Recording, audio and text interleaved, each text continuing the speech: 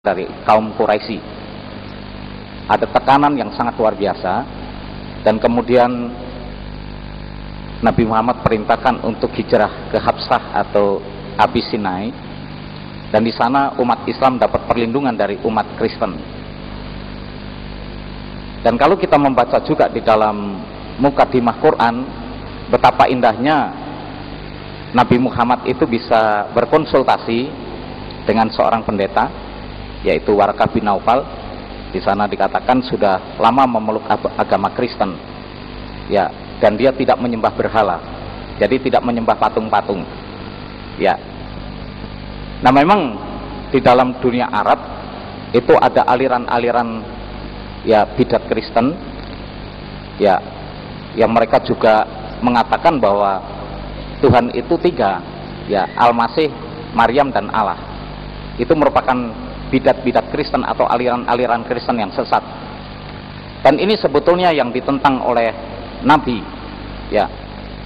Karena Al-Quran sendiri juga menyarankan dalam Quran surat 5 ayat 47 bahwa pengikut Injil harus memutuskan perkaranya menurut apa yang Allah sudah turunkan di dalamnya.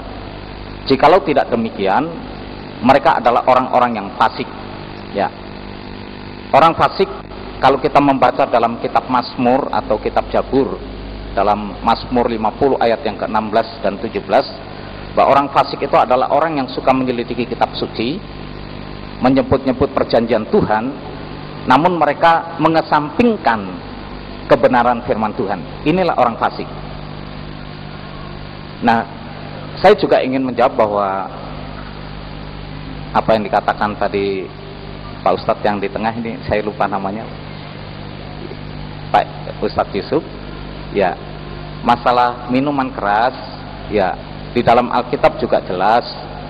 Di sana dikatakan bahwa Amsal pasal 31 ayat yang kelima, di sana dikatakan bahwa berikan minuman keras itu bagi orang yang mau binasa, ya. Dalam Yesaya 5 ayat yang ke-11, di sana celakalah orang yang pagi-pagi mencari minuman keras. Kemudian saya juga agak terkejut waktu saya membaca Al-Quran, karena menurut pandangan kaum muslim, saudara-saudara kaum muslim, bahwa Al-Quran itu menyempurnakan Alkitab, ya. Saya pikir ini kesalahan penulis atau kesalahan yang berfirman atau salah mengutip. Contohnya dalam Quran surat 2 Al-Baqarah ayat 68 dan 69. Di sana menceritakan tentang Musa yang diperintahkan oleh Allah untuk menyembelih sapi, ya. Di surat ini mengatakan sapi betina ini kuning tua warnanya. Tetapi di dalam kitab Bilangan, ini paralelsasinya, Bilangan 19 ayat 1 dan 2, itu di sana dikatakan merah tua warnanya, ya. Jadi saya bertanya, karena kan lebih dulu Alkitab daripada Al-Quran. Nah, kalau di Alkitab mengatakan warnanya merah tua, kenapa di dalam Al-Quran itu menjadi kuning tua warnanya? Saya tidak mengurangi rasa hormat, menjadi pertanyaan saya, ini salah penulisan atau salah yang berfirman atau salah yang mengutip. Kemudian dalam Quran surat 2 juga Al-Baqarah ayat yang ke-72, ini mengenai Musa yang membunuh orang Mesir, itu paralel dengan Keluaran 2 ayat 11 sampai 14. Ya, ceritanya juga menjadi berbeda. Kemudian kalau kita baca juga dalam Quran surat 3 Al-Imran ayat 37-36, itu di sana disebutkan bahwa Imran itu mempunyai anak yang kemudian diberikan nama Maryam. Sedangkan Imran ini adalah orang tua daripada Musa, ya. Dan memang di dalam 1 Tawarikh ayat yang ke-6, 1 Tawarikh pasal yang ke-6 ayat yang ketiga, Musa itu punya saudara Harun, Maryam, dan Musa, ya. Karena dalam Quran surat 19 ayat yang ke-28 di sana katakan Maryam itu saudaranya Harun.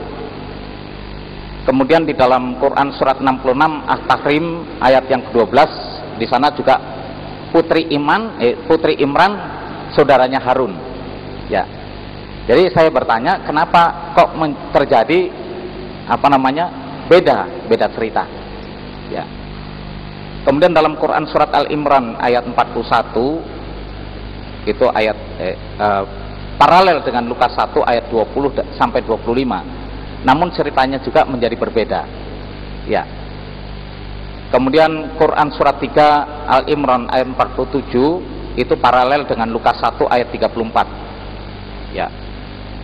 Kemudian Quran surat 4 An-Nisa ayat yang ke-20. Ya. Ini paralel dengan Matius 19 ayat yang ke-9. Kalau di dalam Quran surat 4 An-Nisa ayat yang ke-20, di sana boleh bercerai. Tetapi dalam Matius 19 ayat yang ke-9 itu dilarang untuk bercerai. Ya. Kemudian saya ingin juga menanyakan, ya. Ini saya agak terkejut karena pertanyaan nanti saja. Oh iya. Ya, ini satu pertanyaan yang saya perlu ungkapkan juga, Pak. Ya. Saya agak terkejut. Ya, saya ini orang yang berdosa. Ya. Kalau dalam Quran surat 4 106 itu An-Nisa, di sana Allah menyarankan untuk mohon ampun akan segala dosamu. Ya. Tapi ada jawaban dalam Quran surat 9 At-Taubah ayat yang ke-80. Di sana katakan kamu mohon ampun atau tidak bagi mereka, atau kamu mohon ampun 70 kali, maka Allah tidak akan mengampuni. Ya. Jadi artinya bahwa saya tidak ada kesempatan untuk masuk surga. Apalagi saya pelaku tindak kejahatan. Artinya saya tidak ada lagi kesempatan untuk memperbaiki diri. Karena dalam pandangan Islam yang saya dengar bahwa masuk surga itu harus banyak amal, banyak sedekah, zakat, fitrah, ibadah, kemudian naik haji. Ya, ini syarat-syarat orang masuk surga. Nah, kalau demikian, saya tidak akan mempunyai kemampuan untuk masuk surga. Saya lebih cenderung melihat apa yang Yesus katakan bahwa oleh karena kasih karunia engkau diselamatkan. Itu bukan usahamu, itu bukan pekerjaanmu, tetapi itu anugerah daripada Allah. Itu yang terambil dalam Efesus 2 ayat yang ke-8 dan 9. Ya. Kemudian saya membaca juga di dalam Quran surat 16 ayat 93. Di sana mengatakan bahwa Allah itu suka menyesatkan orang. Ya, bagi orang yang dikehendaki maupun orang yang tidak dikehendaki. Saya bertanya, apakah benar Allah itu Maha Pengasih dan Penyayang? Kalau memang Allah itu Maha Pengasih dan Penyayang, tentunya Allah tidak menyesatkan orang, justru memberikan petunjuk kepada orang. Ya.